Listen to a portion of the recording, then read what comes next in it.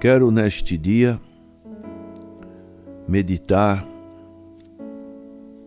em partes da Bíblia que eu gosto muito, que são os chamados profetas menores, mas suas mensagens são maiores. Profeta Joel, profeta do Espírito Santo. Joel, capítulo 2, verso 28, nos falam sobre o tema Um povo com uma visão. Diz no verso 28 do capítulo 2, e acontecerá, e isso já aconteceu, depois que derramarei o meu espírito sobre toda a carne, vossos filhos e vossas filhas profetizarão, vossos velhos sonharão e vossos jovens terão visões. Nós, no mundo secular, normalmente fazemos uma avaliação, uma medição. Um esportista, por exemplo, ele faz uma avaliação do seu tempo de um determinado obstáculo da sua corrida. 1.000 metros, 2.000 metros e assim por diante. Ele faz num determinado tempo e naquele tempo ele tenta se aplicar e tentar baixar o seu tempo. Isso é muito comum nas atividades esportistas. Uma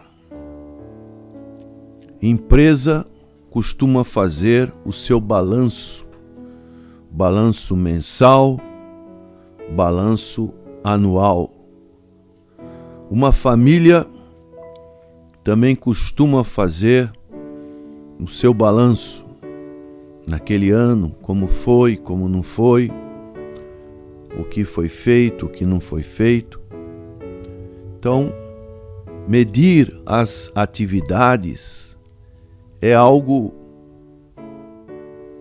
comum que deve ser feito.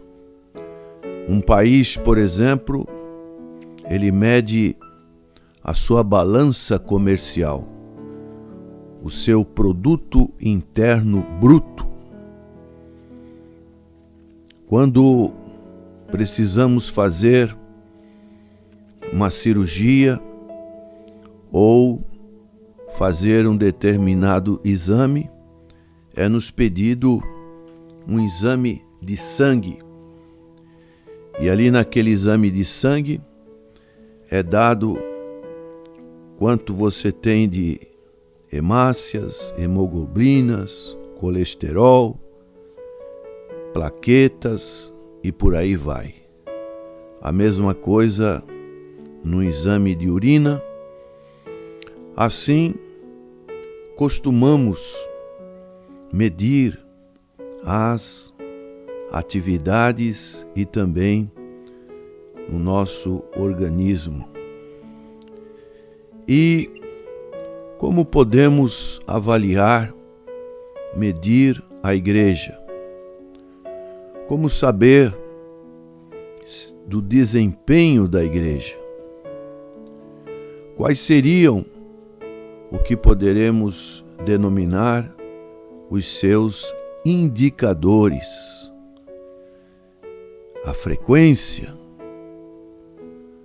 poderia ser um indicador, as emoções que as pessoas têm durante o momento que estão na igreja.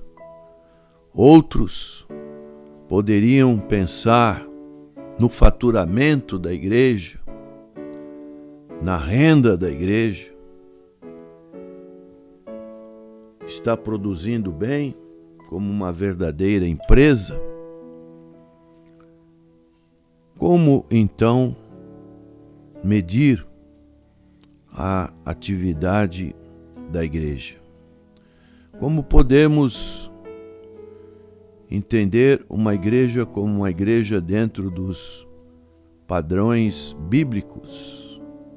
Uma igreja vitoriosa, uma igreja que é ativa, não omissa. E nós podemos ver alguns momentos, especialmente na vida de nosso Senhor Jesus Cristo,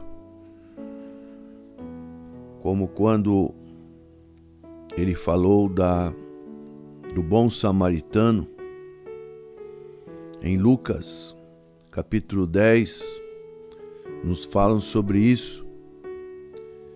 O Senhor contando que um homem, um viajante, foi assaltado e foi jogado à beira do caminho, e nós vemos que o Senhor Jesus Cristo falou sobre quem seria o próximo. E existiam alguns tipos que o Senhor colocou como pessoas religiosas. Certo homem descia de Jerusalém para Jericó, caiu na mão de salteadores que lhe roubaram e causaram ferimentos, deixando-o semi-morto. E o Senhor diz: descia um sacerdote por aquele mesmo caminho e, vendo, passou de largo, como que não se interessou por aquela pessoa. Depois passou um levita,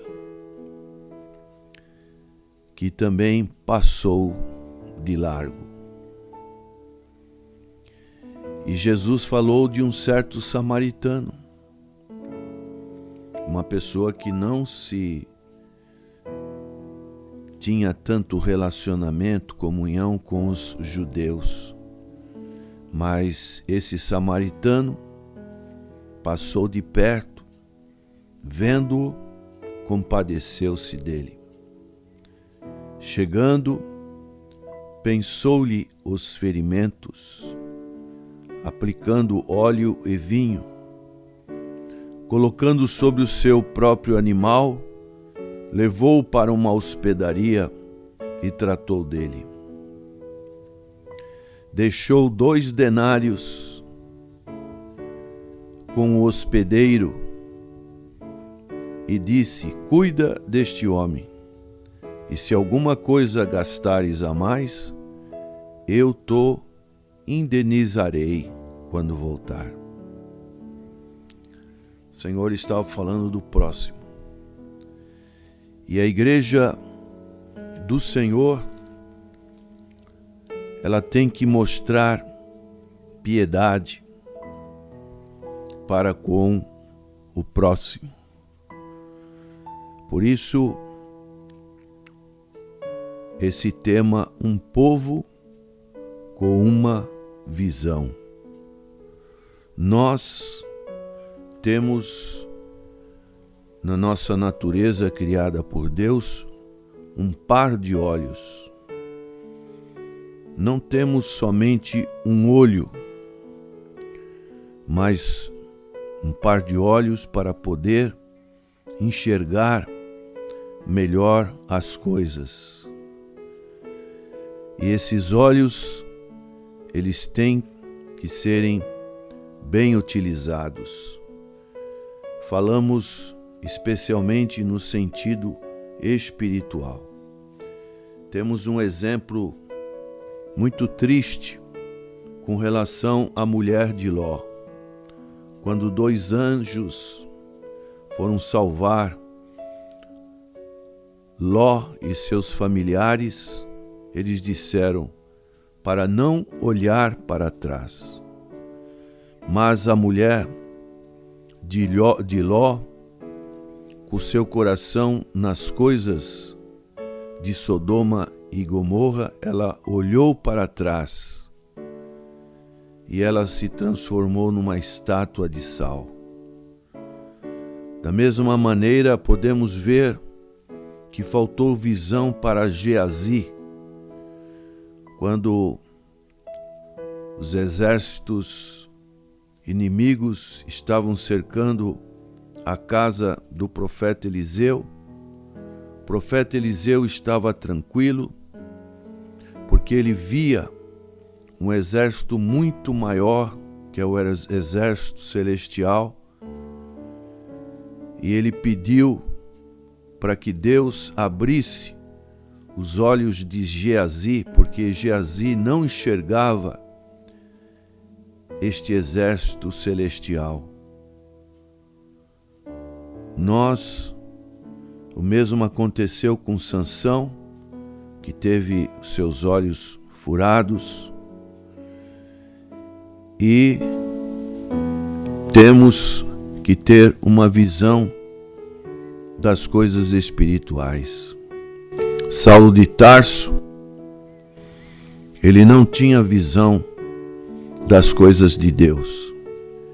Ele era como um animal indomável, querendo matar os cristãos, até que, num determinado momento na estrada de Damasco, ele teve um encontro com o Senhor Jesus Cristo, que mudou totalmente a sua visão.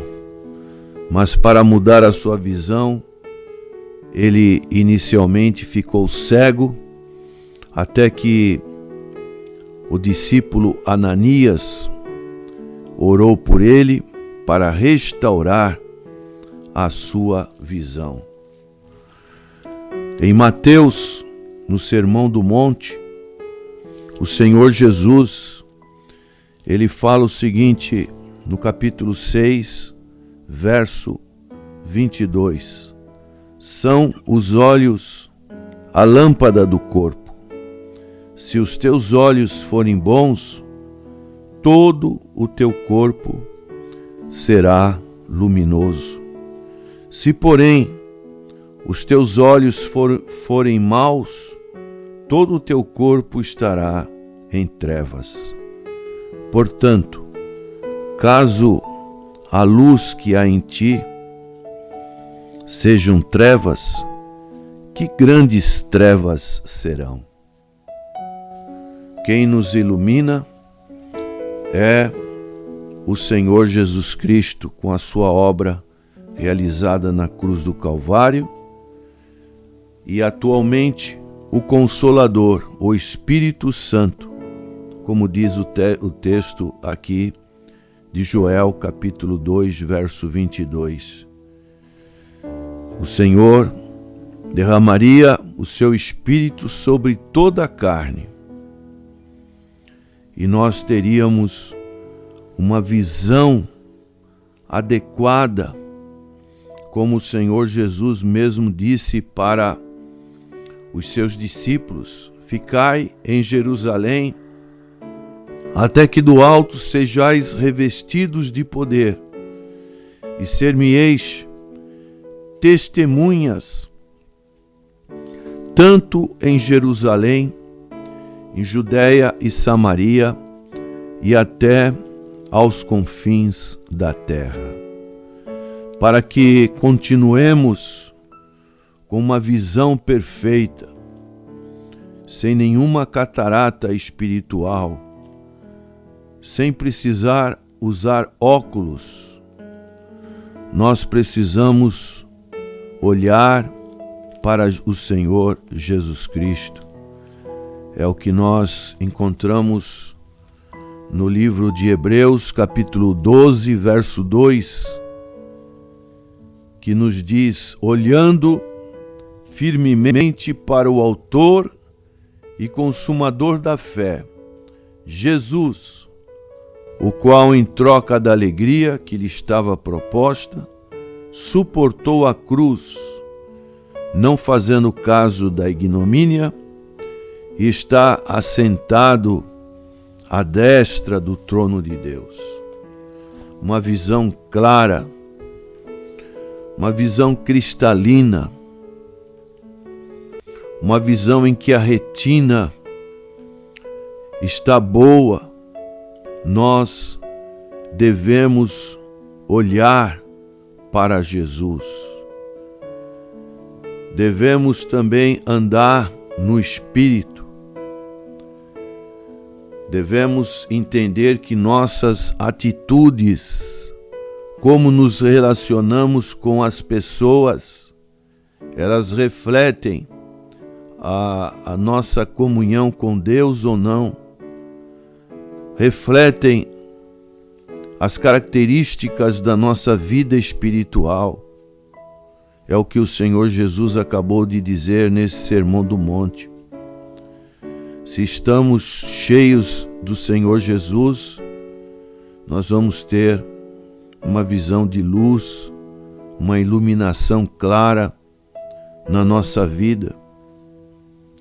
Não podemos ter tempo para fazer as obras da carne, como diz em Gálatas capítulo 5, verso 16 a 21, que numera vários tipos de atividades carnais que são próprias de quem vive nas trevas.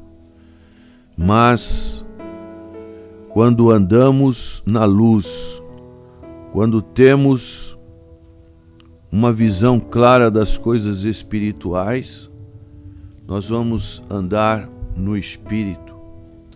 E andar no Espírito significa andar em união, em unidade da fé, formando um só corpo, como o apóstolo Paulo, ele nos fala em 1 Coríntios capítulo 12, usa muito dessa figura, dessa metáfora do corpo humano, para nos falar a respeito da Igreja do Senhor,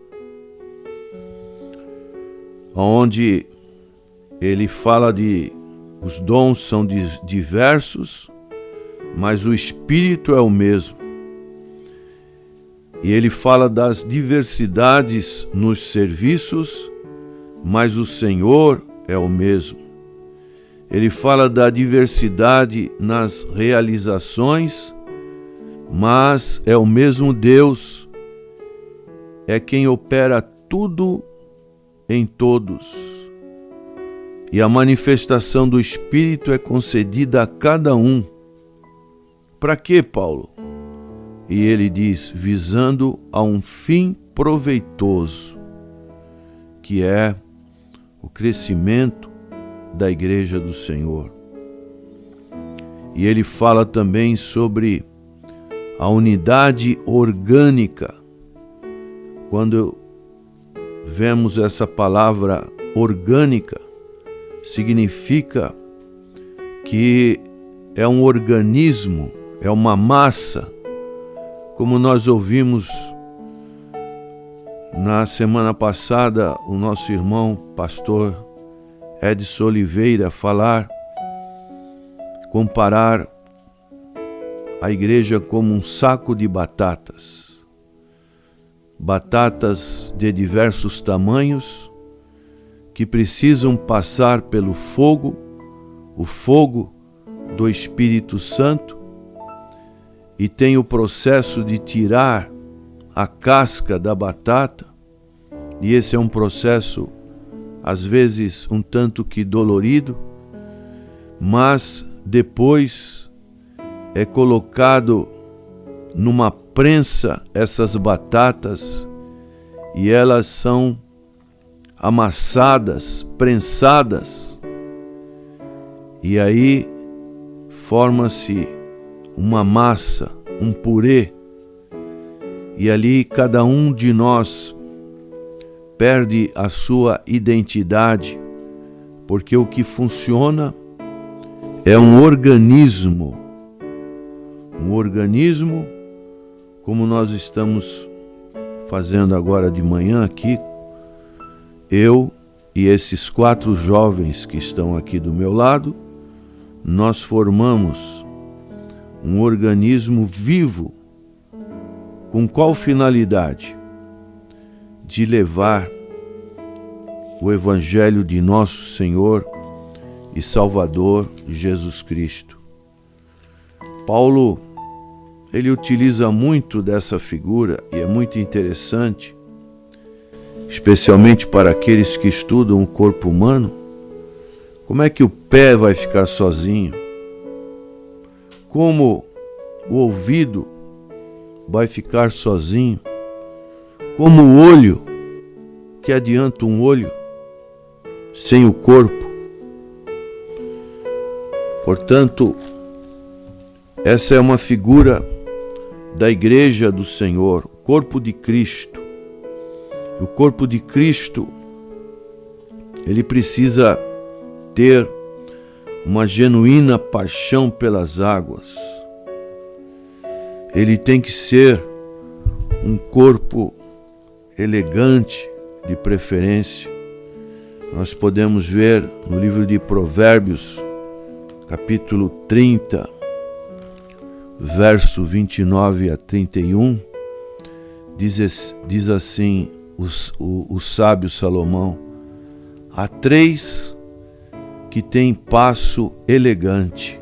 É muito bom ver um corpo humano elegante, e é muito bom ver também uma igreja elegante. E ele utiliza figuras de animais que são interessantes para esse momento de reflexão. Há 3 que têm passo elegante, sim, 4 que andam airosamente. O leão, o mais forte entre os animais, que por ninguém torna atrás. O galo, que anda ereto. Eu acho muito bonito o galo. O bode e o rei, a quem não se pode resistir. Então aqui nós encontramos figuras, a inclusão de um rei com os animais sugere um paralelo humano com a natureza e com a coerência subjacente a toda a criação. A observação da existência do governo e da ordem na sociedade, tanto dos animais quanto dos seres humanos, indica que ambos são produtos do mesmo gênio do Criador. Então a igreja, ela precisa ter uma genuína paixão pelas almas. Não ser um povo introvertido com problemas internos, mas ter afazeres diários, aproveitar o meio em que vivem, a fim de glorificar o nome de Cristo. E a igreja tem uma grande missão. O Senhor Jesus disse para os seus discípulos quando os chamaram: vocês não serão mais pescadores de peixes, mas vocês serão pescadores de homens. Então essa é a grande função que, como igreja do Senhor, nós temos que alcançar. Uma igreja comprometida com a salvação, com a piedade. E outro texto para terminar, que eu gosto muito também, está em João capítulo 5, quando o Senhor estava ali na festa dos judeus. O Senhor subiu para Jerusalém e ali junto à porta das ovelhas, lembrando que quando Neemias restaurou os muros, existiam muitas portas na cidade de Jerusalém. A porta das ovelhas, as ovelhas à noite eram recolhidas e ficavam protegidas dentro da cidade de Jerusalém. Ali havia um tanque chamado em hebraico Betesda. Esse tanque tinha 5 pavilhões. E a palavra Betesda significa casa de misericórdia. Essa é uma figura também da igreja. E neste lugar, diz o texto, jazia uma multidão de enfermos, de cegos, coxos, paralíticos. Um lugar em que as pessoas ansiavam por um milagre. E o Senhor Jesus apareceu neste lugar e curou um paralítico que estava ali há 38 anos. Essa é a função da igreja. Quantas pessoas estão buscando o seu milagre? E na igreja nós sabemos que o Senhor Jesus, Ele é poderoso para realizar o impossível. Que você tenha uma visão clara das coisas de Deus, que através do Espírito Santo de Deus, não é da nossa natureza humana, mas é uma promessa que Pedro, lá em Pentecoste, em Atos capítulo 2, ele pregou sobre isso. O derramamento do Espírito sobre toda a carne. E nós estamos vivendo nos últimos dias, conforme Hebreus capítulo 1 fala sobre isso. O Senhor quer derramar o seu Espírito. Para quê?